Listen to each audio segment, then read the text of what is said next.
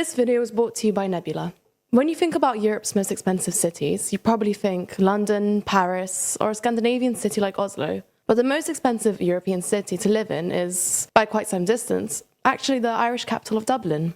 In fact, Ireland has been suffering from a severe housing crisis for years now, leading to a dramatic rise in both house prices and rent, and over 60% of Irish people today cite housing as a key issue, compared to just around 10% across the EU as a whole. Now, this might come as a bit of a surprise to the average viewer, given that Ireland's economy has far outpaced others in the EU, and in 2023 was the richest country by GDP per capita, not only in the EU but in the world. But Irish wages haven't grown at the same rate as its GDP, and have actually lagged behind housing costs for years now. So, in this video, we're going to explain why this issue has been decades in the making, why it's gotten worse recently, and how it's affecting Irish politics.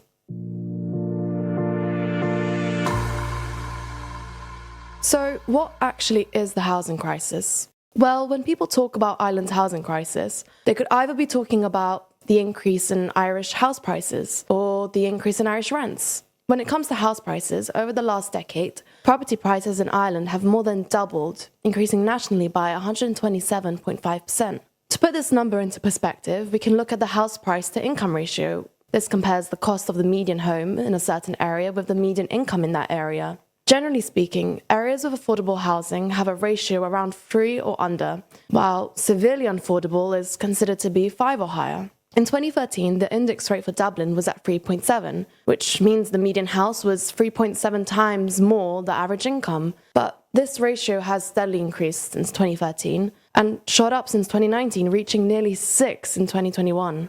And the situation is actually worse outside Dublin. Nationally, the median house in Ireland cost €370,000 at the end of 2022, 7.7 times the average income of €48,000. Now let's look at rent. A large proportion of the Irish are reliant on the private rental sector, which has also seen rising prices. In fact, from 2010 to 2023, rents increased by 100%, the third highest increase recorded anywhere in Europe, after Estonia and Latvia, and far beyond the EU average of under 25%. Today, the average rent in new tenancies stands at nearly €1,500. Even though there are laws in place to prevent landlords from raising rents above a certain threshold, they don't really work, and they're not well enforced, with reports suggesting that more than a third of landlords actually ignore them. Now, obviously, the housing crisis has made life worse for ordinary Irish people, but it's also led to an increase in both poverty and homelessness, which has in fact been exacerbated by Ireland's no-fault eviction policy, allowing landlords to evict tenants without having to give a reason.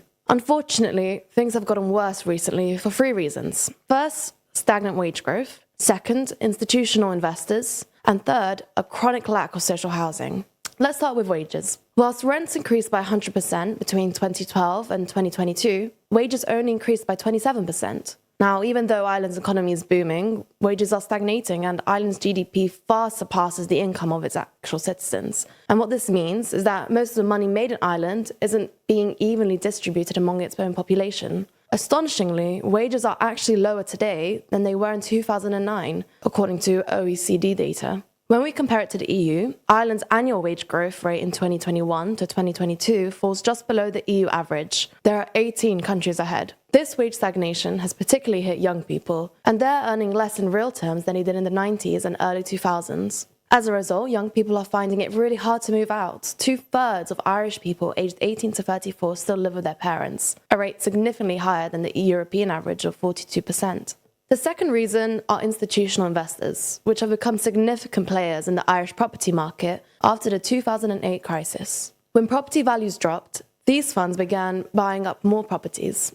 In 2013, the Irish government introduced a tax regime that exempts these funds from corporation tax on rental income, encouraging these funds to further invest in Irish property, which puts upward pressure on house prices. In 2022, 58% of all newly built homes in Greater Dublin were bought or developed by these funds.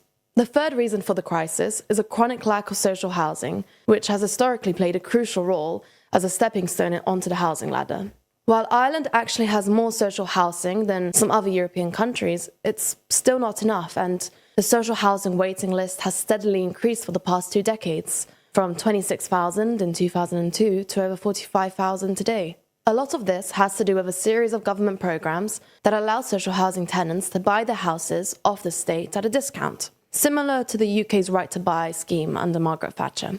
By the early 1960s, people could get back almost 30% of the cost of a standard suburban house from the government. And in the 1980s, the government began to reduce the number of social housing developments being built. Today, roughly 2/3 of Ireland's social housing has been sold into private ownership.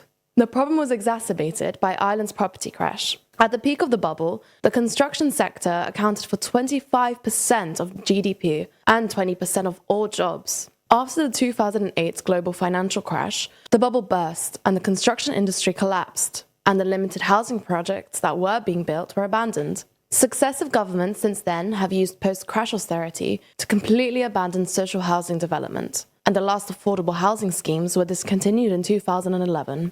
Targets are set every year to build a certain amount of social housing, but either these targets are too low or they don't get met. Ireland's worsening housing crisis has interacted with Irish politics in two conspicuous ways. First, it's fueled some of the anti-immigrant sentiments we've seen in Ireland recently, because many Irish people feel migrants are putting more pressure on the housing and social housing markets, even though the primary cause of the housing crisis is undeniably bad government policies. This includes the government's most recent Help to Buy scheme, which, while it might help a handful of people, will ultimately just further inflate Irish house prices by putting more money in the market. Second, it's fueled the rise of Sinn Féin, who've made housing one of their key issues and are now polling well ahead of any other party. Now, for context, Sinn Féin are an Irish Republican party historically closely associated with the Irish Republican Army.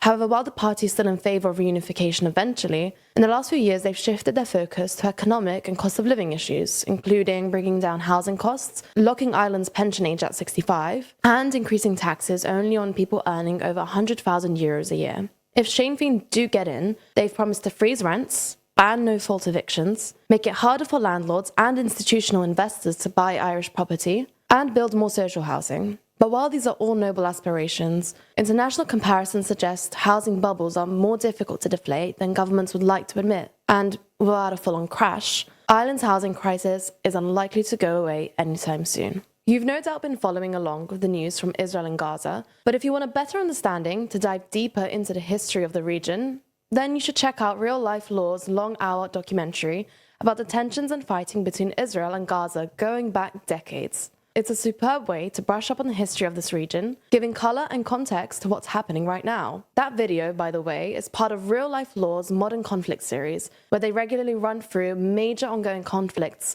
from Lebanon's civil war to everything going on in Myanmar and the Turkish-Kurdish conflict. It's an incredible series, and it's exclusively available on our streaming service, Nebula. As you likely know, Nebula is the service we built with a bunch of our creator friends, and is the home to tons of smart educational content. The best part is that by signing up, you not only get access to exclusive series like Modern Conflicts, China Actually from Polymatter, or The Logistics of X from Wendover Productions, it also directly supports TLDR. That's because when you sign up, it contributes to the budgets of these big documentaries and helps us grow and expand our ambitions. So if you want to sign up, use the link below, because that not only supports us directly, but it also gets you a Nebula annual plan for 40% off. That's less than £2 a month, which is an incredibly good price for an independent streaming service, which not only supports creators, but also provides you with tons of ad-free and exclusive content. Thanks for your support and for backing Nebula.